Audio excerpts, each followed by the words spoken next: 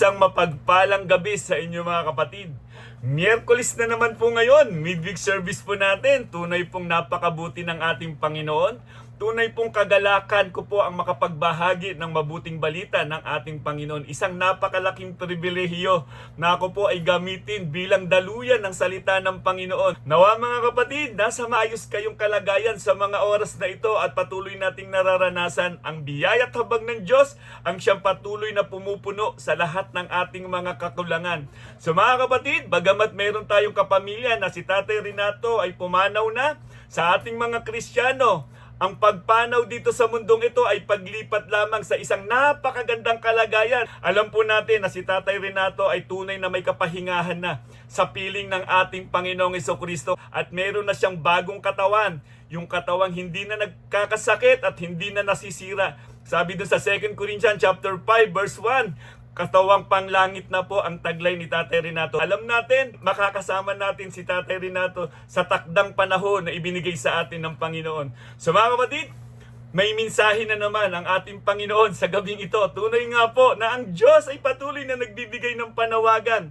So noong nakaraang linggo, salamat sa bawat kapatiran. Tunay nga po na na-appreciate namin ang pagkilala ninyo. Hindi man namin mabanggit ang mga pangalan ninyo, alam namin may gantimpalang nakalaan ang Diyos para sa lahat ng mga kumilala sa mga lingkod ng Diyos. At alam naman po natin, dapat ang parangal lamang po lagi ay laging nasa Diyos yan na makapangyarihan. Isang napakalaking pribilehiyo na kami ay tawagin ng Diyos upang maging pastor sa ating iglesia. At napakasarap ding makita na ang bawat kapatiran ay tunay nga pong nararamdaman namin ang pag-ibig nyo sa bawat isa sa amin. Ang Diyos na po ang bahalang magbalik sa inyo ng siksik, liglig at umaapaw. Dahil nga talagang na-inspire kami kung papaano sinulatan ni Apostol Pablo ang mga taga-Efeso para pasalamatan. Ganon din kami, mga pastor sa ating local church, ay lubos kaming magpapasalamat sa inyo. Nawa, samahan tayo lagi ng banal na Espiritu. Patuloy nating ma-enjoy ang paglilingkod sa ating Panginoon. Sa mga tunay na may banal na Espiritu, kagalakan po talaga na magpatuloy sa paglilingkod. Walang atrasan, tuloy ang laban sa paglilingkod sa ating Panginoon. Hallelujah! Dahil alam natin, nakatitiyak tayo, nakasama natin ang Diyos na makapangyarihan sa lahat. Hallelujah! Kaya nga, napakasarap sa presensya ng ating Panginoon. So mga kapatid, ang isishare ko sa inyo ngayon, pasasalamat sa mga kapatiran katuwang sa gawain ng Diyos. So mga kapatid, nais naming magpasalamat sa inyo sa pamamagitan ng mensahe ng ating Panginoon at katulad ni Apostol Pablo, naroroon ang lagi niyang pasasalamat sa mga tunay na Kristiyano. Talaga nga naman laging pasasalamat ang lumalabas sa ating mga labi. Hindi po reklamo, kundi laging pasasalamat. So, kung may mga Biblia po kayo dyan mga kapatid, buksan niyo po. Philippians chapter 1 verse 3 to 5 po mga kapatid. Basahin po natin ang salita ng Panginoon at patuloy tayong mapagpala sa mensahe ng ating Diyos. Sabi po dito sa Philippians chapter 1 verse 3 to 5 po, sulat ni Apostol Pablo para sa mga taga-Pilipos, Sabi niya, nagpapasalamat ako sa aking Diyos tuwing naaalala ko kayo. Tuwing ipinapanalangin ko kayong lahat, ako'y laging nagagalak dahil sa inyong pakikiisa at pagpapalaganap na magandang balita tungkol kay Kristo. Mula noong ito'y inyong tanggapin hanggang sa kasalukuyan. Purihin ang salita ng Panginoon. Tayo po'y manalangin at magpasalamat sa ating Diyos na makapangyarihan.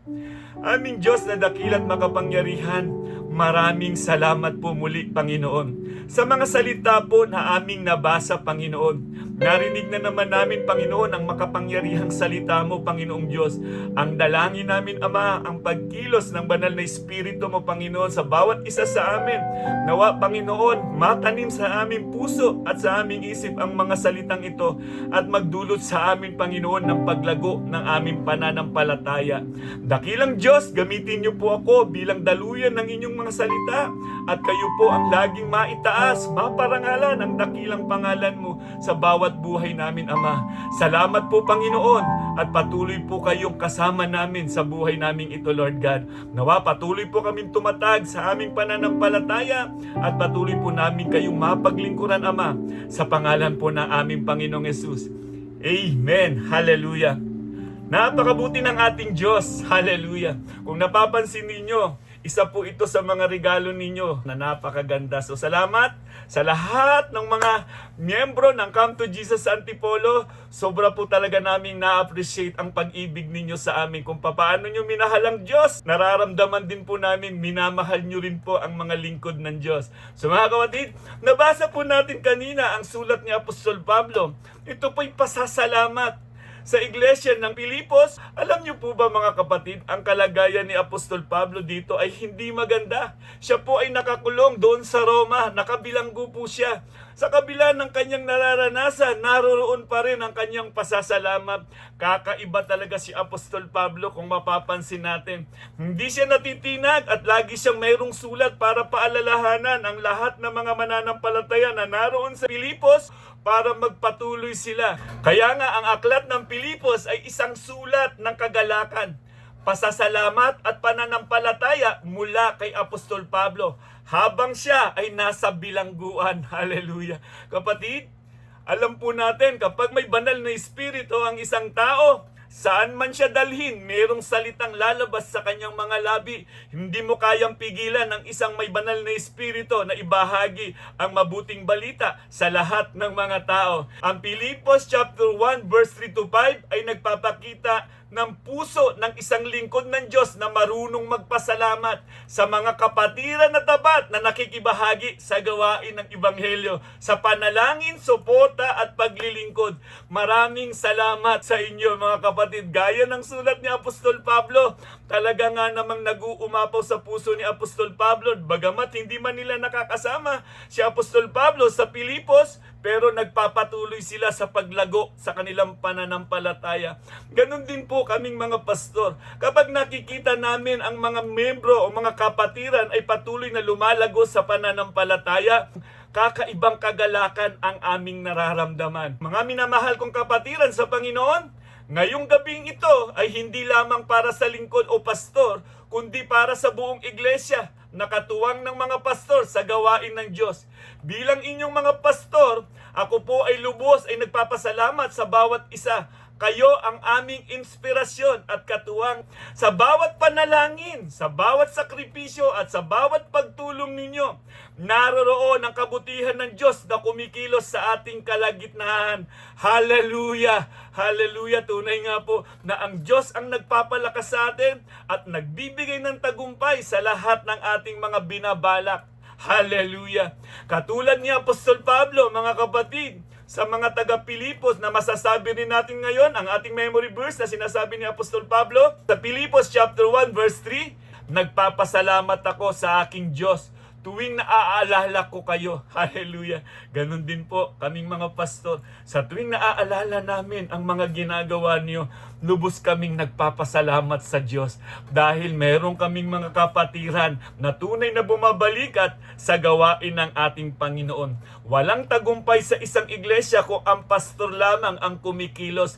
Kaya nga salamat sa mga miyembro na may pusong nagtatapat sa ating Diyos. Isang napakamagandang kasama sa gawain ng ating Diyos na naroon ang pagmamahalan at pagtutulungan. So mga kapatid, mga dapat tandaan bilang katuwang sa gawain ng Diyos.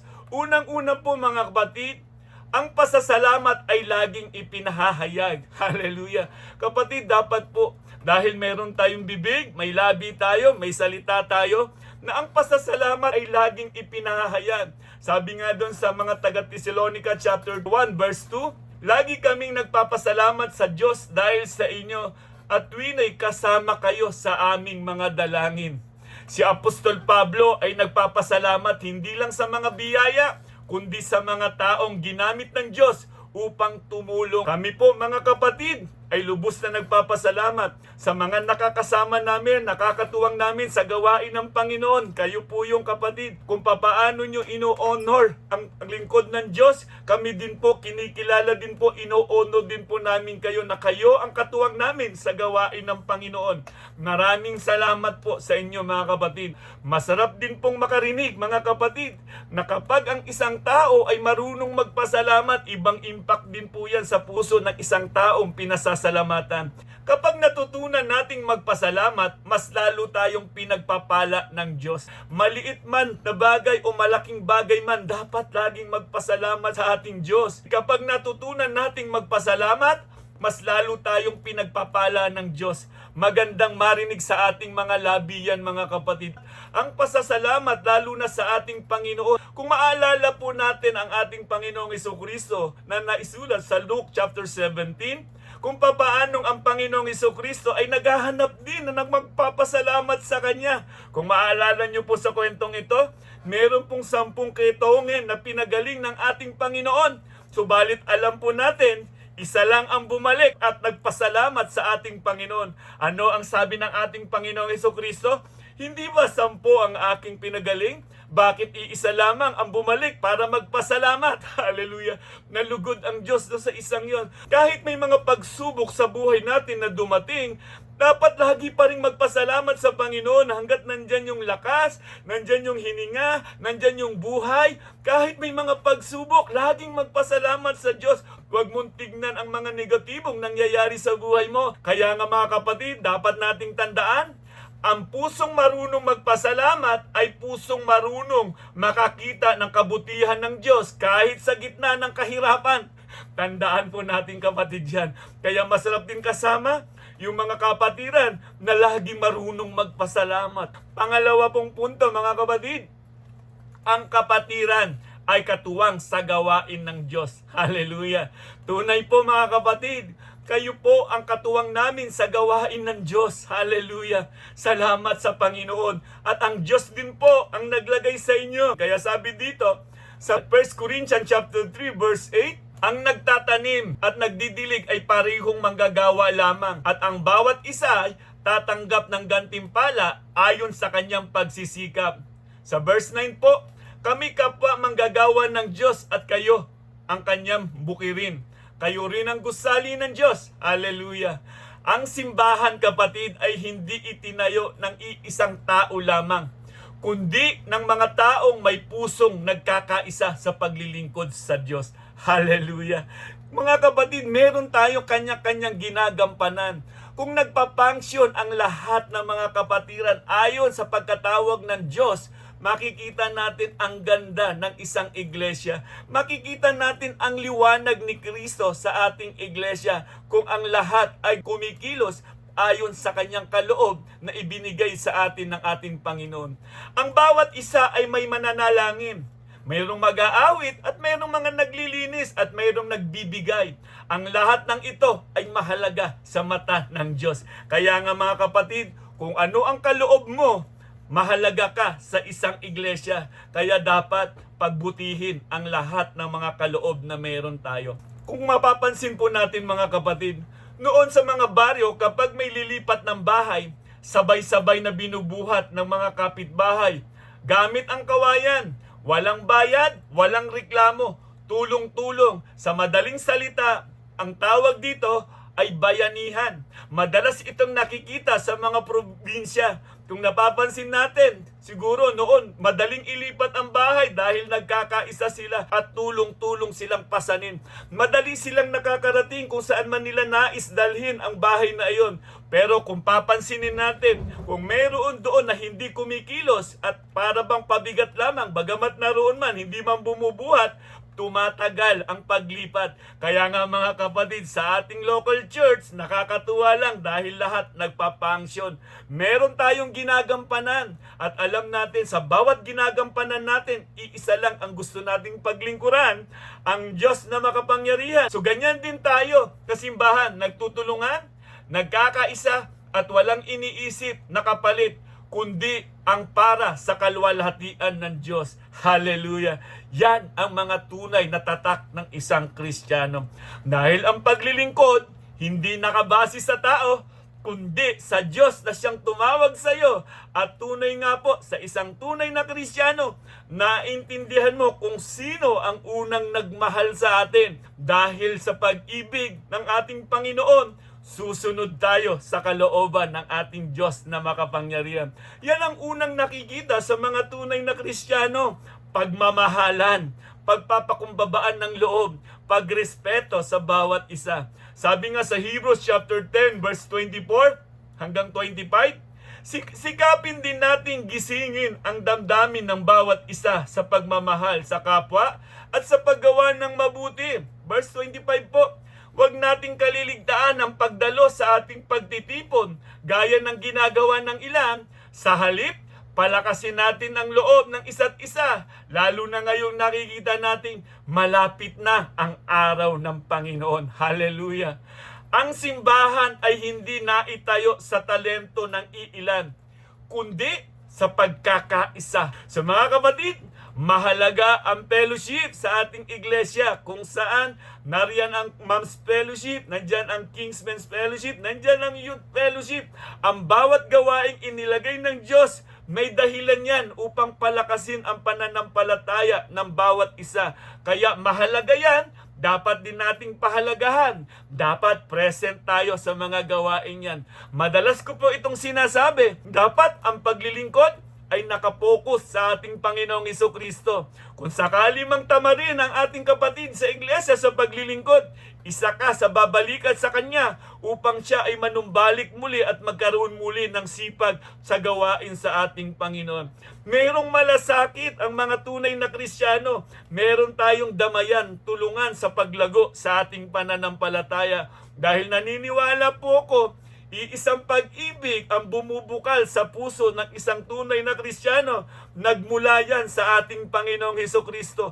Kung paanong nagmalasakit ang ating Panginoong Hesukristo sa atin, ganun din ang ating nararamdaman sa bawat kapatiran natin. Kaya nga mga kapatid, huwag tayong magsawang tumulong sa ating mga kapatid sa pananampalataya. Dahil bawat tulong natin, Diyos ang napaparangalan at napapapurihan sa lahat ng mabubuti nating ginagawa.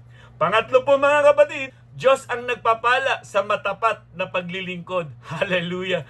Ano man paglilingkod na ginagawa natin mga kapatid, maliwanag po na ang Diyos ang magbabalik sa inyo niyan. Sa lahat ng mga pagsubok kung bakit kami ay laging nananalangin, dahil sa lakas na ipinagkakaloob sa amin ng Panginoon.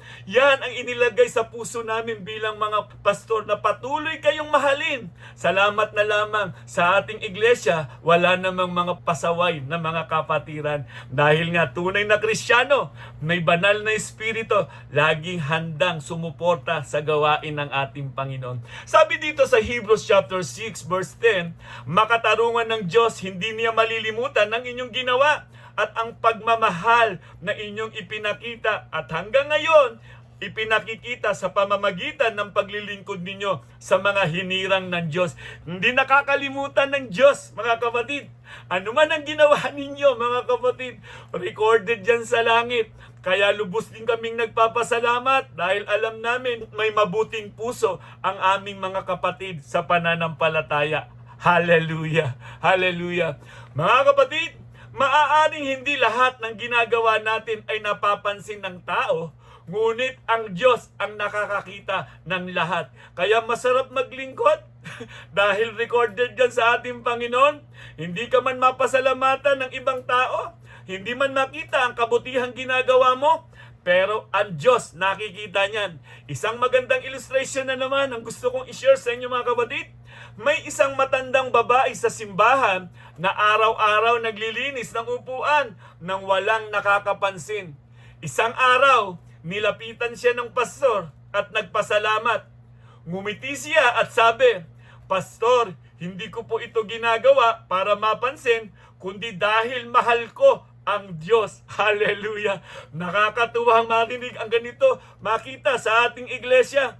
Kaya tayo gumagawa, kaya tayo sumusunod, kaya tayo naglilingkod dahil mahal natin ang Diyos. Nawa yun ang puso ng mga tunay na Kristiyano. Kaya tayo naglilingkod at gumagawa dahil mahal natin ang Diyos. Yan ang dapat makita sa mga tunay na Kristiyano. Mga kapatid, huwag tayong mapagod sa paggawa ng mabuti. Ang Diyos ay tapat. Siya ang magbibigay ng tunay na gantimpala. Hallelujah! Yan ang ninanais ng lahat ng mga tunay na Kristiyano. Kaya si Apostol Pablo, hindi siya napapagod. nagpapatuloy siya. Bagamat may karamdaman din siya, pero hindi yan humadlang para gawin ang kalooban ng Panginoon. Ang aming pasasalamat bilang pastor ay taus-puso. Ngunit ang gantimpala ay mula sa Diyos na hindi nakakalimot sa lahat ng ating ginagawa. Hallelujah! Yan din po ang dahilan namin kung bakit nagpapatuloy kami sa paglilingkod sa ating Panginoon. Hallelujah! Dahil alam namin, walang sayang. Sa panahon ng kalungkutan, may Diyos na magbibigay sa atin ng kagalakan kung lalapit tayo at magtitiwala lamang po tayo sa Kanya, mga kapatid. Mga dapat tandaan bilang katuwang sa gawain ng Diyos. Una po, mga kapatid, ang pasasalamat ay dapat laging ipinahahayag. Hallelujah! Huwag po tayong maging kuripot sa pagpapasalamat. Pangalawa po, ang kapatiran ay katuwang sa gawain ng Diyos. Kayo po ang inilagay ng Diyos bilang katuwang namin sa gawain upang ipalaganap ang mabuting balita. Kapag tayo ay sama-sama, lahat ng mananampalataya na may taglay na liwanag ni Kristo, makakaapekto ito ng liwanag kung saan man tayo naroroon. Hallelujah!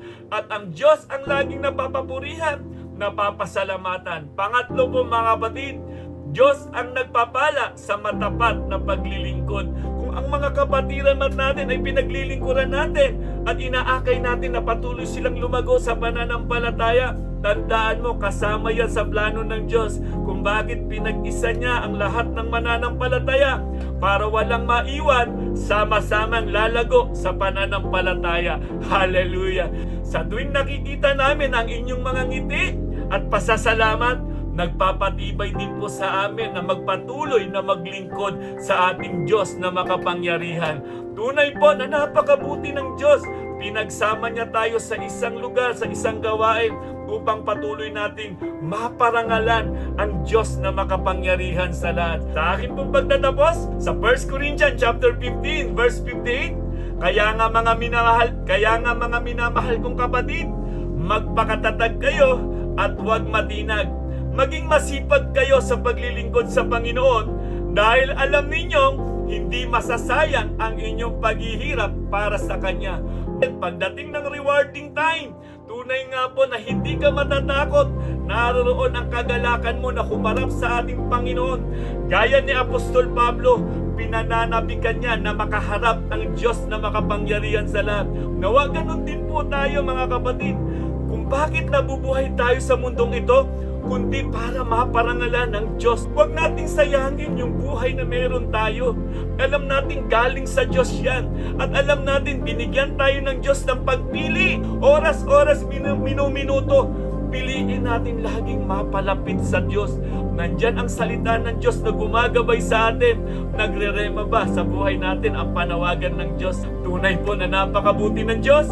Walang sayang sa paglilingkod sa ating Panginoon. Maraming salamat sa inyong pagmamahal, panalangin at pakikibahagi sa gawain ng Diyos. Sa Diyos ang lahat ng papuri. Nawa patuloy kayong pagpalain ng ating Panginoon at patuloy niyong ma-enjoy ang paglilingkod sa ating Diyos na makapangyarihan. Walang pong atrasan. Tuloy-tuloy po tayo sa paglilingkod sa ating Panginoon. Huwag panghinaan ng loob. Alalahanin natin, kasama natin ang ating Panginoong Jesucristo sa bawat laban ng ating buhay. Walang pangyayari sa buhay natin na hindi kasama ang Diyos sa buhay natin. So mga kapatid, naway napagpala na naman tayo sa isang napakagandang panawagan ng ating Panginoon. Huwag natin kakalimutan, lagi tayong magpasalamat at alalahanin mo, kapatid, anuman ang ginagampanan mo sa iyong iglesia, maliit man yan o malaki, kasama ka sa napakagandang plano ng ating Panginoon. At darating ang araw, ang Diyos ang magbibigay ng gantimpala sa lahat ng ating ginagawa. So mga kapatid, tatama rin ka pa ba sa paglilingkod sa ating Panginoon? Hindi ba't magpapatuloy ka dahil alam na natin wala nang sikreto, nahayag na, ibinigay na sa atin ng Panginoon kung ano ang mga dapat natin gawin. Kapatid, magpatuloy tayo na maglingkod sa ating Diyos. Pinoproblema mo ba yung kalakasan ng physical na kalagayan mo? Ang Diyos ang magbibigay sa iyo ng lakas. Hallelujah! Ang mahalaga, ano ang ginawa mo habang ikaw ay nabubuhay sa mundong ito. Mga kapatid, Sumainyo nawa ang kapayapaan, kagalakan at pag-asa at patuloy nating ipahayag sa pangalan ng ating Panginoong Hesukristo, tunay na may kagalingan. Sa pangalan ng ating Panginoong Hesukristo, may buhay na walang hanggan. God bless and God first. Purihin ang Diyos na makapangyarihan. Hallelujah. Come, Holy Spirit, follow me now. I need your anointing, come in your power. I love you, Holy Spirit. You captivated my soul, and every day I grow to love you more. I'm longing for your heart. You hold my life in your hands, drawing me closer to you. I feel your power in you. Nothing compares to this place where I can see you face to face. I worship you in spirit and in truth. In spirit and in truth, I worship you. Come, Holy Spirit, follow me now. I need your anointing, come in your power. I love you, Holy Spirit. You captivated my soul, and every day. Yes, ito po yung bonggang handa ni Tatay Renato with cakes na nag-effort si nanay at ang mga anak niya. Nanay, salamat po nanay sa pagkain. Ito po may birthday, yes. Si Tatay Renato, Mga Kingsmen, nandito. Remy Ticado. Remy Ticado. Mga Kingsmen, oh. Masisigasig sa kainan. Nga po. Come, Holy Spirit, fall on me now. I need your anointing, come in your power. I love you, Holy Spirit. You come provide in my soul. And every day I grow to love you more. I'm reaching for your heart. You hold my heart in your hands.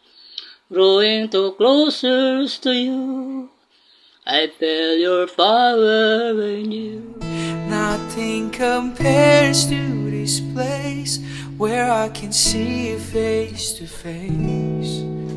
I worship you in spirit and in truth. In spirit and in truth, I worship you.